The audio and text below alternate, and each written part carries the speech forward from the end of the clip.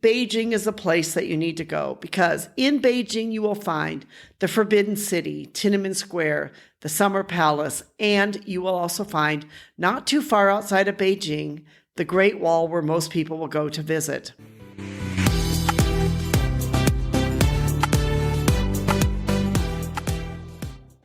Hi, this is Anita from the Dusty Roads Podcast. The Dusty Road Podcast is all about living our life as a global citizen. As part of that, we like to talk about different parts of the world, in particular, parts of the world where we have been. Shanghai, China, and Beijing, China are two important cities in China, and they're actually mega cities. They're huge. You go to either one of those cities, and they just stretch and they're just huge. They're huge cities, especially compared to any city in the United States or Europe. But you might ask yourself, well, what's the difference between these two cities? I mean, what's the difference between Beijing and the difference between Shanghai? And if I'm going to go visit them, which one should I go visit, or should I go visit both of them? The short answer for that would be, if you're going to go to China, if you get a chance, visit both places. They're both great cities to see. They're both different cities. They both have differences that you can find between one city versus the other. Shanghai is located in East China and is the country's financial capital. It's a bustling, modern city that features some of the world's tallest buildings, including the famous Shanghai Tower. It's a city which is just bustling, but at the same time, there's some older parts of the city. There's the Bund waterfront area, which is sort of the older part of the city downtown. There's a Yu Gardens, and there's various shopping districts. It's a place where you can experience Chinese culture and Chinese life. Shanghai also has a long and rich history, which dates back to the 5th century. So it's a very old and ancient city.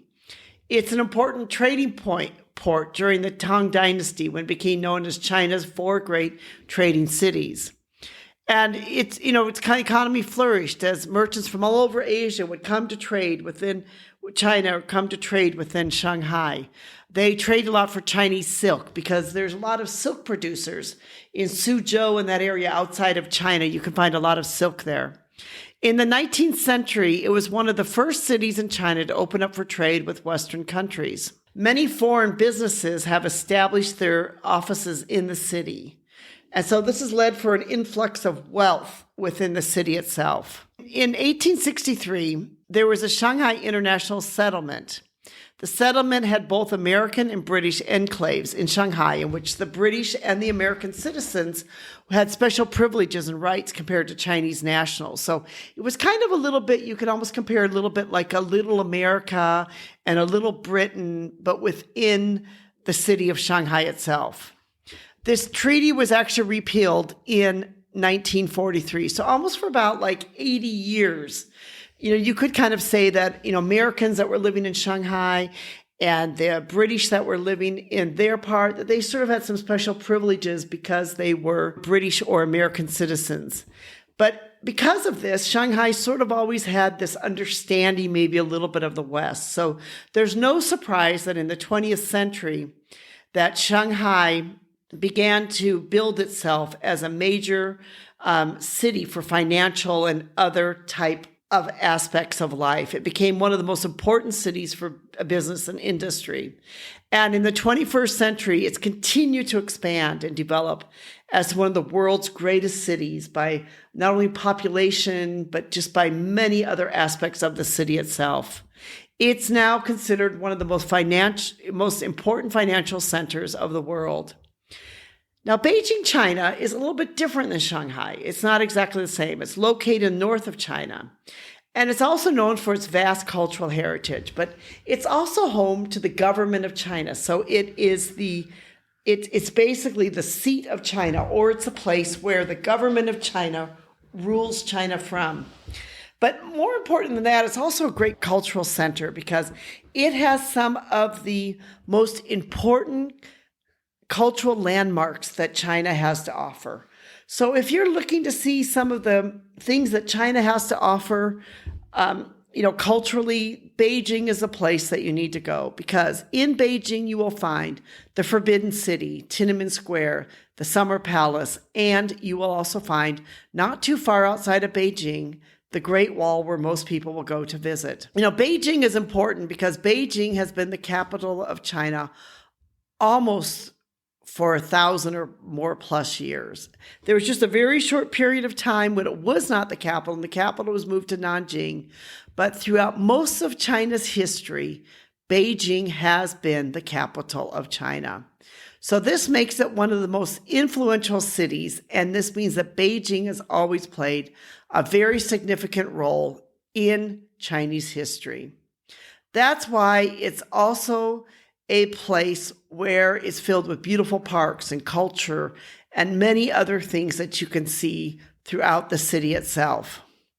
So when you ask yourself, well, really, what's the differences between, Shanghai and Beijing? And some of their differences is that Shanghai is very modern. It's cosmopolitan. It's sort of the modern city of China today. It's a place that may feel very much like a Hong Kong or Singapore. It's a place that's really a very cosmopolitan place. Beijing is also a modern city, but it's steeped in many of the historical sites you can find around Beijing, and you can find a lot of Chinese culture. Mandarin Chinese is the official language of both places, but what you will find throughout China is that each place will have their own dialect. So, the dialect of Shanghai for the Chinese will not be the same as in Beijing or in the north. In fact, throughout China, you may find that many times the people that live in areas, even though they speak Mandarin Chinese, will maybe very quickly switch to their own local dialect. I remember years ago when I took one of my managers up to northern China, and we were in a taxi, and she kept saying, I don't know what he's talking about. I can't understand him. He's speaking the local dialect. So even the Chinese themselves might have a little bit of a hard time sometimes understanding all the local dialects, because some of these local dialects in China can be extremely difficult, especially when you go down, when a northerner goes down south and someone starts speaking Cantonese. It's a completely different language than Mandarin Chinese, so they won't be able to understand the language at all. So if you're trying to think about, where do I visit in China? Do I go to Shanghai? Do I go to Beijing? Where do I go? What do I see? If you have the opportunity, if you really want to see the culture of China, I would recommend you go to Beijing, because outside Beijing, you can see all these great places. You can see the Summer Palace, you can see the Forbidden City, you can see Tiananmen Square, and you can see the Great Wall of China. If you want to really see a modern city that's feel like the financial center, then you would, of course, go to Shanghai. That would be the place that you would go to.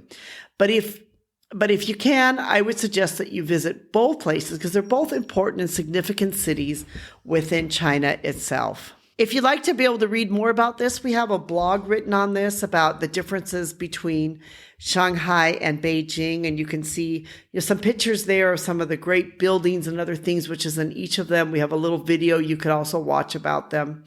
And, we really recommend that if you have the chance to go to China, that you go to visit China at least once in your lifetime, because it is a fabulous place to go visit and to go see. Thank you so much for listening. We really do appreciate you, and we appreciate you being part of our community. We appreciate you joining with us to live your life as a global citizen. We'd like to thank those who helped to put this together, specifically our team, and in particular Rico, who makes this podcast possible. And we'd like to thank you, our listener, for listening to us, because we know without you, this would not be possible. Thank you so much.